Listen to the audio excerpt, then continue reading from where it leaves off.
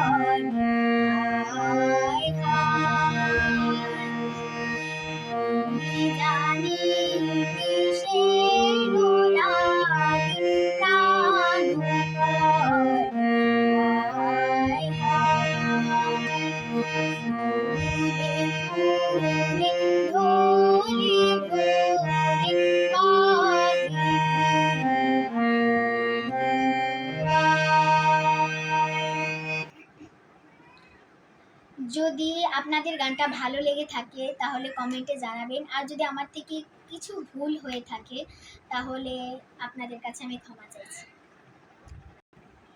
Tata.